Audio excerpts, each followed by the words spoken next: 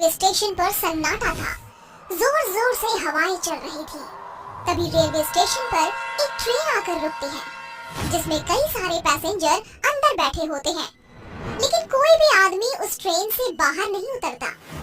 सभी लोग अपनी खिड़कियां बंद कर लेते हैं कि तभी अंदर से एक औरत अपने पति से कहती है, सुनिए जी, इस स्टेशन पर कोई उतर नहीं रहा। ट्रेन आगे क्यों नहीं बढ़ रही? और सबने अपनी खिड़कियां क्यों बंद कर ली? कितनी गर्मी हो रही है, ऐसे तो मेरा दम घुट जाएगा। उसकी बात सुनकर तभी एक बूढ़ा आदमी कहता है, चुप करो, कुछ मत कहो।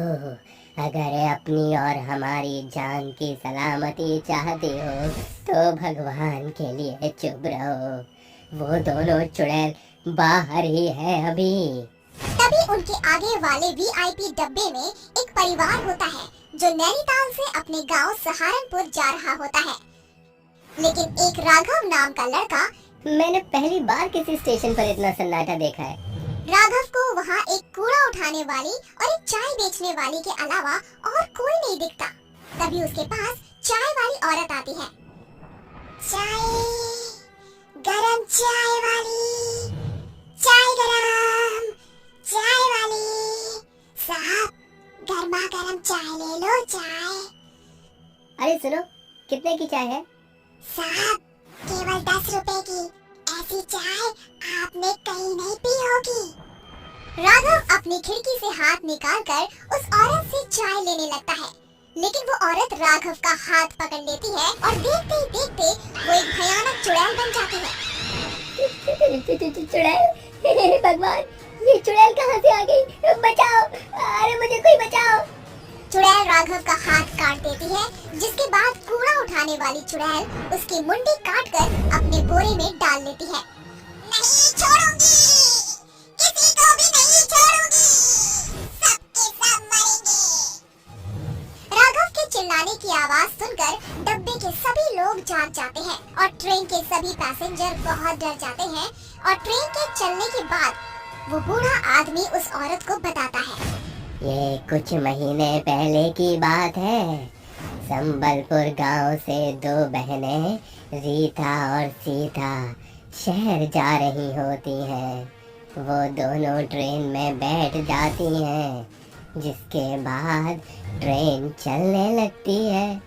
तभी रीता सीता से कहती है, बहन, अगर चाचा ने हमें अपने घर में नहीं रखा तो हम इतने बड़े शहर में क्या करेंगे? देख बहन, हमें कुछ तो करना ही होगा, क्योंकि अब हमारे साथ हमारे माता पिता नहीं है जो हमारी देखभाल कर लेंगे। हमें खुद ही अपना ख्याल रखना होगा।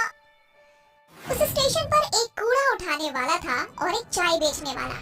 ट्रेन के सभी पैसेंजर सो गए थे कि तभी सीता रीता से कहती है, बहन, बहुत जोरों की भूख लगी है, चलो चाय पीकर आते हैं। वो दोनों बहनें सुनसान स्टेशन पर ट्रेन से उतर जाती हैं, जिसके बाद सीता चाय लेने जाती है। वहीं रीता को प्यास लगती है, इसीलिए वो पानी पीने के लिए कूड़ा बीनने वाले से पूछती है, भाई साहब, मुझे बहुत जोरों से प्यास लगी है, क्या यहाँ पानी मिल जाएगा? कूड़ा बीनने वाला उसे बहुत ध्यान से देखता है, जिसके बाद वो उससे कहता है, उस कमरे में पीने के पानी की टोंटी लगी है, जाओ पी लो। रीता पानी पीने के लिए उस कमरे की तरफ जाने लगती है कि तभी वो कूड़ा बीनने वाला उसके पीछे पीछे आता है और कमरे का दरवाजा लगा देता है। अरे भाई साहब, ये तुम क्या कर रहे हो? दरवाजा खोलो, मुझे बाहर जाने दो। ऐसे कैसे जाने दूं? पहले वो काम तो कर दूं जिसके मुझे पैसे मिले। क्या चाहते हो तुम? साफ साफ बोलो। रीता बहुत डर जाती है। इतने में वो आदमी एक खंजर निकालता है और उसके दोनों हाथ और उसकी मुंडी काट देता है। रीता वहीं मर जाती है।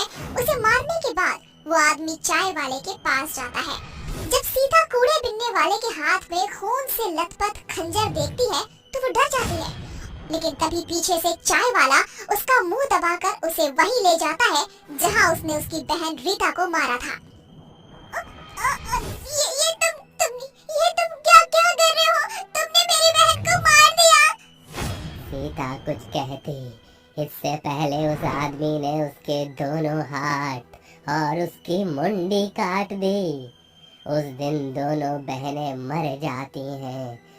उनकी मौत क्यों हुई, आज तक इस बात का पता नहीं चला। सरकार ने भी उन दोनों बहनों की मौत का पता नहीं लगाया। लेकिन उस दिन के बाद वो दोनों बहनें भयानक चुड़ैल बन गईं, जिसके बाद वो रेलवे स्टेशन से उतरने वाले हर एक पैसेंजर के हाथ और उनकी मुंडी काट देती हैं। लेकिन अगर ऐसे ही रहा तो वो दोनों चुड़ैल तो कई लोगों को मार देंगी। हाँ बिटिया, मैं जानता हूँ, इसीलिए मैं संबलपुर गांव से शहर जा रहा हूँ, जहाँ वे दोनों बहनें जा रही थीं। शायद वहाँ जाकर मुझे उन दोनों बहनों की मुक्ति का कोई रास्ता मिल जाए। वो बूढ़ा आदमी शहर में उन दोनों बहनों के रिश्तेदार यानी उनके चाचा जी के घर जाता है, जहाँ उसे पता चलता है कि उसके चाचा कुछ समय पहले ही गुजर चुके हैं। तभी रीता सीता की चाची उर्मिला उस बूढ़े आदमी से कहती है, बाबा, मैं ज्यादा कुछ नहीं जानती, लेकिन अपने पति को हमेशा किसी बात को लेकर परेशान देखा करती थी और मरते समय उनकी जेब से ये एड्रेस मिला था मुझे, शायद आपके किसी काम आ जाए। वो बूढ़ा आदमी उस एड्रेस पर पहुंच जाता है, जहां उसे एक बहुत ही जाने माने तांत्रिक बाबा मिलते हैं, जो उस बूढ़े आदमी से कहते हैं, उन दोनों बहनों की मौत उनके चाचा नत्थू लाल ने करवाई थी। वो चाहते थे कि उनके मरने के बाद गांव की सारी जमीन वो हड़प ले, लेकिन उन दोनों बहनों की मौत के बाद वो दोनों चुड़ैल बन गई और नथुलाल को रेलवे स्टेशन की कहानी पता चली तो उसे डर के मारे हार्ट अटैक आ गया। बाबा, मेरी मदद करो उन दोनों बहनों को मुक्ति दिलाने में। उन्हें मुक्ति नहीं मिली तो वो ऐसे ही सबको मारती रहेंगी। वो बूढ़ा आदमी तांत्रिक बाबा को रेलवे स्टेशन लेकर जाता है और जैसे ही रात के 3 बजते हैं, वो दोनों चुड़ैल सामने आते हैं और जोर जोर से हंसने लगते हैं। चले जाओ यहाँ से, ये रेलवे स्टेशन मेरा है, मैं सबको मार दूंगी। हम तो तुम्हें केवल यहाँ तुम्हारी मौत का कारण बताने आए थे। हमारी मौत का कारण? तांत्रिक उन दोनों को उनकी मौत का कारण बताता है, जिसे सुनकर वो दोनों रोने लगते हैं।